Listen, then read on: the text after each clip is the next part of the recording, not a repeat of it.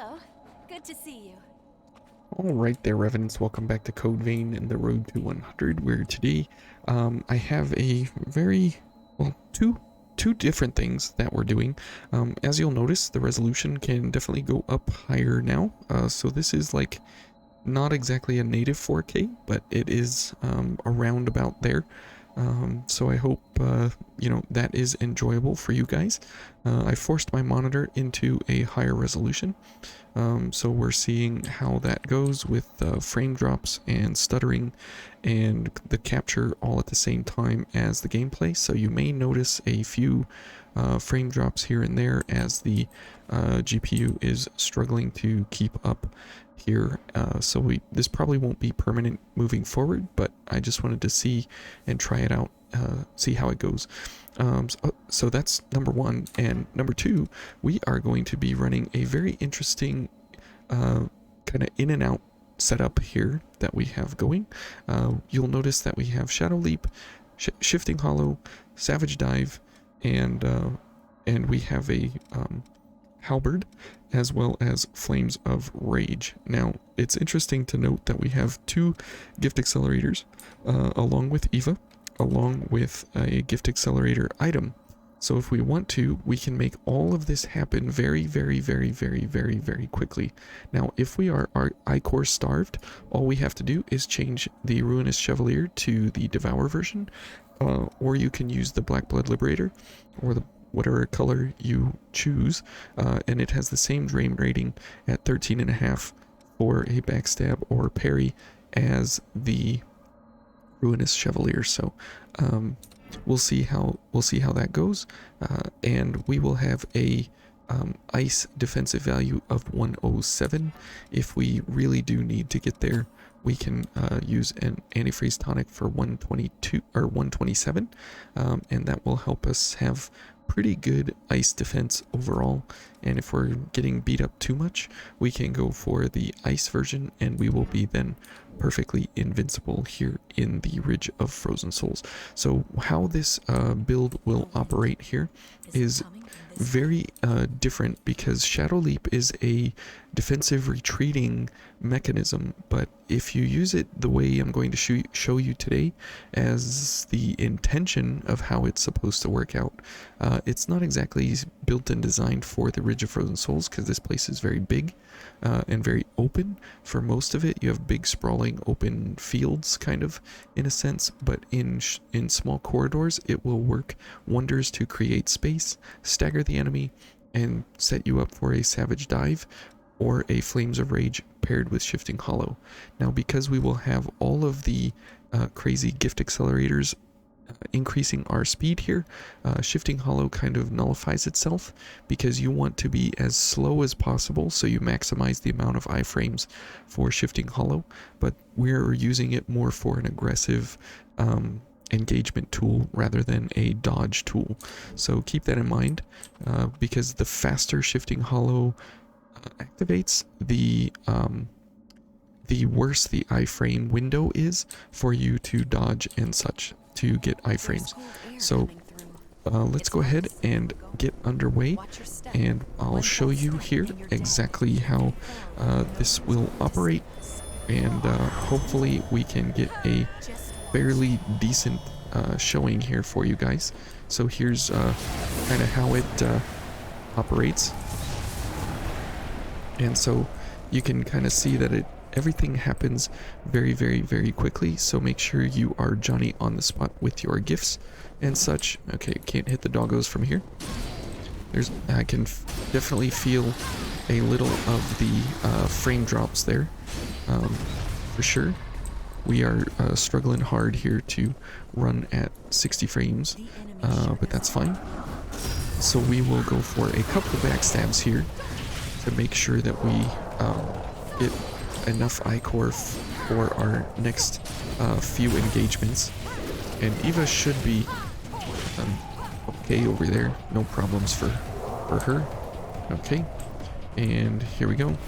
We'll do this, we'll do that, and then we'll dash backwards. And as you can see, because of Flames of Rage and such, we're able to kind of stagger the enemy at a moment's notice. So we can do this, Oh, and we got hit, and that's okay. And as you can see, we can attack the enemy from a distance, while as well as having that in and out kind of playstyle where everything kind of moves quickly and everything goes very, very, very fast. Okay, so this guy, ouch. Yeah, that's fine to take that hit as long as you have pretty decent defenses overall. Now that hit is damaging very much because it's a pierce attack. So let's go ahead and let's just go ahead and reset the area here. No harm in that for us right now. Now the Boreal Brute here will definitely be somewhat of a concern here for us, but Flames of Rage is going to do extra overtime work. Oh, ouch. Okay. Nice job, Eva. Okay, let's go for an antifreeze tonic because we need the defense here against this guy, and we'll go for everything. So as we get up here, okay, and there you can see that we were able to actually get a ton of damage there at a very, very quick moment's notice. Okay, so let's back up. Let's do this. Okay, great. And as you can see, you can dash and dodge in and out very, very quickly, very, very simply. And you're really not in too much danger most of the time, just because of the fact that you're able to okay, and then we can hit him with this, and because it is blood damage, it actually works pretty well here in the Ridge of Frozen Souls, because blood, lightning, and fire are all viable, useful element types, and since it is blood crush, it definitely makes for a great kind of like a defensive, offensive kind of play style all at one time, where you are constantly back and forth between the enemies, and you're able to constantly maintain pressure on the enemy. There's a bunch of frame drops right there, but that's okay. So let's go for a combo here. This. Okay, that works out pretty well when you start to learn the more frame drops because of particle effects. But when you start to learn the setup here for how this is gonna go. Whoops. Wrong button there. I pushed a 4 instead of a 3. So yeah, that's where things can kind of go wrong. Is just that you can mess up on the inputs, and it can desperately hurt you. Oh. And again there, wrong button presses, but you can see that the evasive kind of playstyle here is a great tool for maneuvering around in each of these areas. Okay, and Flames of Rage is great for a very fast casting fire crush item opportunity at the enemy's feet. Oh, okay. And we probably should have just gone for a parry there. Okay, off the edge he goes with a little bit of stagger there that he was doing. So Regenerative Drain is great here to help us go for a little bit of health recovery along the way here. And that helps us to maintain some of the initiative where we don't have to heal with our actual... oh, okay. With our regenerations. Okay. And now the big boy here, we'll definitely go for some of these. Will heal up for sure. And then, oh, okay. He's already excited. Oh, and he's going for his armor immediately, huh? Okay. This is bad because he's already iced up and everything. Okay, he's going down there, so we'll leave him be. I'm not too interested in going for that. Okay, there you go. Using Shifting Hollow to move in on the enemy. And so that's a great way to use Shifting Hollow in an offensive kind of manner. Let's go for that Boreal Brute since he kind of made it an unfair fight. Let's go for a little bit of a fair footing here. Just as a kind of confirmation here. Where is that backstab? There we go. Getting a little bit of frame drops here. Oh, and he's not gonna come forward into the fire trap. That's fine. Okay, so here we go.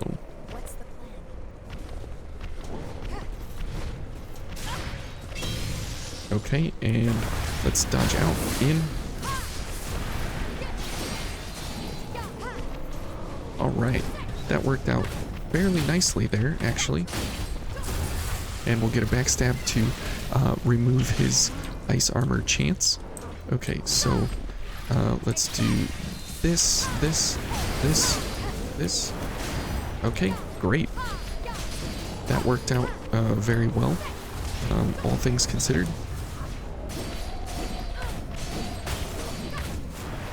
Great. Okay. Very quick, fast, in and out kind of playstyle. Very unique, very different for how you typically go about using Shifting Hollow, because typically Shifting Hollow is used for defensive sorts of plays where you are interested in getting away from an enemy attack, not moving directly towards the enemy, so you can get something like Flames of Rage off. And you definitely don't want to dodge in to the enemy with Shifting Hollow and then go for something like Savage Dive, because you will be messing up your distance and how the dive comes down on the enemy. And so it's very important to use Savage Dive after Shadow Leap. You guys have seen that, kind of how everything is going here. But just in case you're still wondering there a little bit, you will get a very interesting display of that here with Nicola, just because of the fact of how the fight with him goes. We will constantly be in and out, and if we have high core along the way, then we should be able to make our way seamlessly through each of the fights. Yeah, the CPU is struggling here a little bit, and the GPU with how the graphics are upgraded or worst here. So, okay, now this is not so great. Let's get back here a little bit. And, okay, and you can see there it's a great defensive tool. Ouch. As well as, you know, going for a little bit of offense as well. Let's get a little bit of health back here. Okay. Okay, great. Okay, and you can see how that offensive kind of power set there works out overall. It's pretty nice. Let's go ahead and heal. Oh, okay. Okay, good. And we're just constantly going in and out here. Oh, okay. And that's typically one of the problems with the Nicola fight, is that you're constantly, you know, dodging and stuff, and you're trying to constantly get away from a lot of his attacks and how he's developing his routine. Okay, this is not great. Ouch. Ouch. Ouch. Eva, go heal or something. Okay. Okay, great. Let's get some ichor here. Let's get some health too. Not that it's gonna matter. But we should be able to at least keep Eva alive here. Oh, okay. Oh.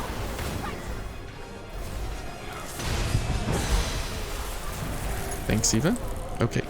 Not a great performance by any means, but it is definitely interesting to see how this kind of setup of dodge back, dodge in, dodge forward, and continue to use gifts like Flames of Rage and stuff like that to constantly put pressure on, while at the same time always having a defensive measure of either forwards or backwards, depending on if you're using Shifting Hollow or Shadow Leap. And typically Shadow Leap is not some kind of overpowered setup where you constantly are using it to put damage out on the enemy, but because we do have a pretty high dark value paired with blood-sucking blades and swift destruction here for that 10% increase to our damage, and we have an A in willpower, which is pretty decent overall. I mean, anytime you have a chance at an A willpower and being normal mobility with pretty good defenses across the board here and good ice defense, all of that makes for a great opportunity to use Shadow Leap in its own right. So it works by dispersing the body and reassembling it immediately, but what it's not telling you here is that it's doing Blood Crush. It tells you here, and it's a pretty quick cooldown. It's not as fast as Shifting Hollow, but it's much more costly than Shifting Hollow, a longer cooldown, but it does do a damage value, which is pretty nice. And when you pair it up with something like Savage Dive and the gift accelerators, as well as Shifting Hollow and Flames of Rage, you have a pretty good setup overall for moving in and out of combat at will, however you would wish to do it. So let's go fight another Boreal Brute, just because these guys are like the pinnacle of difficulty here in the Ridge of Frozen Souls.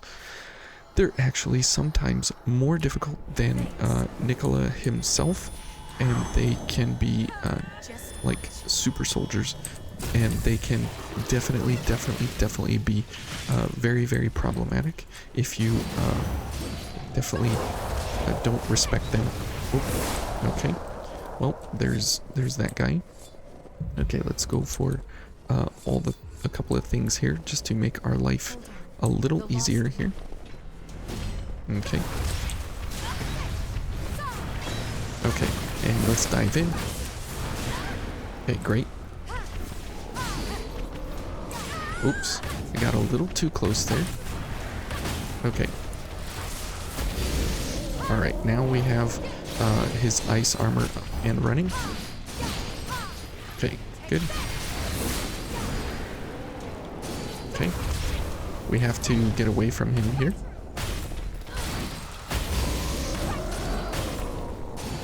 Okay.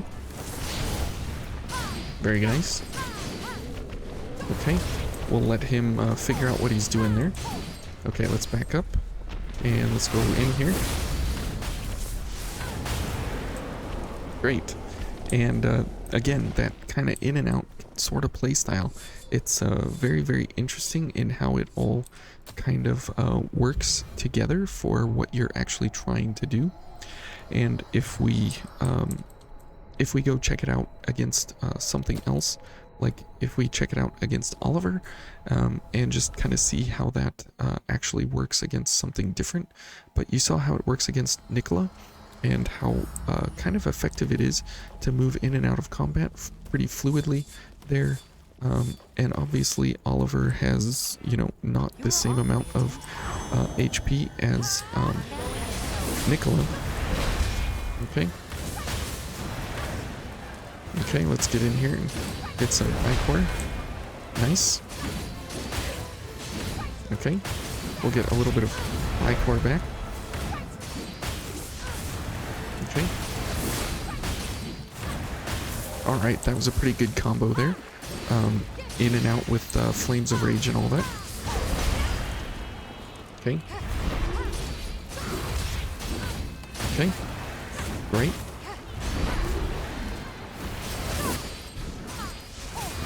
Okay, now we're out of ichor, so that's real bad. Let's dodge back. Okay, there's a little bit of frame drops. So yeah, again, that in and out definitely makes for a great way to play. Now, if you are finding that you are ichor starved, you can switch that up by going for a Devour Halberd and a Devour Chevalier, and you will get back inordinate amounts of ichor to be able to support everything that this build is requiring. And if we go for an invasion here, I'll show you kind of how you will be completely fine on ichor. No real problems at all to speak of, because of backstabs and weapon damage will be completely fine, all things considered. Okay. Okay. Great. Oh, there's a guy. Okay. Let's go for a no backstab. Okay, and great. And we'll go for a backstab. You'll see we'll get 13.5 ichor here, which will be great. Nope. I can't see. We are up against the wall, literally. Okay. And let's go for another backstab here. So you can see that we're running a little low on ichor here. But that's completely fine, because we can do things like this. Okay. Oh. And we're getting killed again here. And we're stuck up against the wall here. Yeah, we're getting stuck in very tight corridors there, and you can see how it gets a little bit confusing when you are intimately caged into a small area where the exits are not readily available. So that's where we do have some problems, is when we got caught up here on this trash can and all of that. But okay, let's go for this, and we'll go for a couple backstabs here. Load up on ichor, and you can see how the damage actually works out. You know, when we are needing to go different directions, if we get into a wider opening here, it will be much better for us. Eva's probably going to do everything, which that's fine. Okay, let's go help her out here. Okay, let's take a backstab.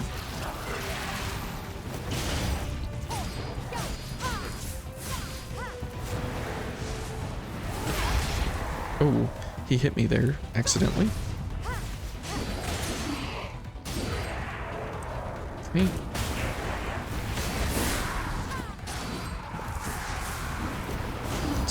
We blew that up on somebody somehow. Okay.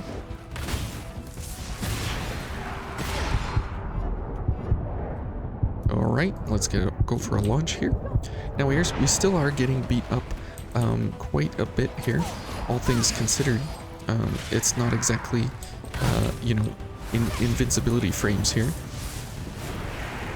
but it does make for a great way to recover ichor here. Oops, I didn't get the button in time.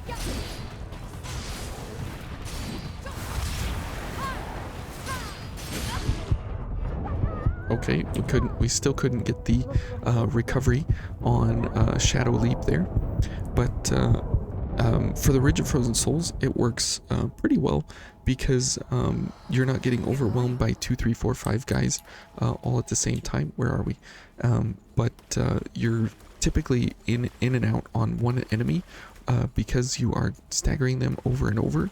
You don't have to worry about the multiplicity of all the enemies around you. So it works in certain scenarios, and this is a pretty basic invasion here as well. Oh. Okay, let's set up a trap here. Whoops. Okay, good job, Eva. Alright. We'll just, okay, we're taking a lot of unnecessary damage here.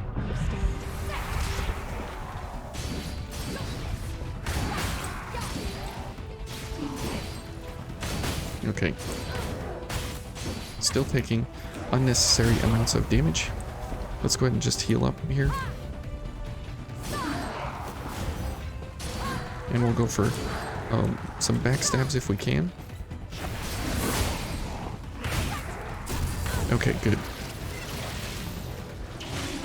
Alright, now we got 2 of these guys. Alright. See, because our cooldowns are what they are, we're having some difficulties here. Oh, okay. Oh, yes, I do need to heal. Okay, we'll take that launch just because it's right here in front of us.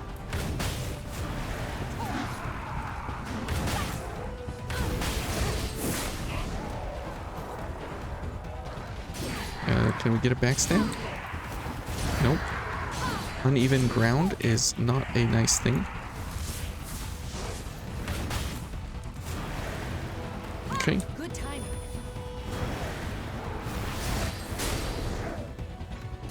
Okay, great. Let's go ahead and heal. Can't see. Okay. Good. He's gonna come after us. So we'll go ahead and heal.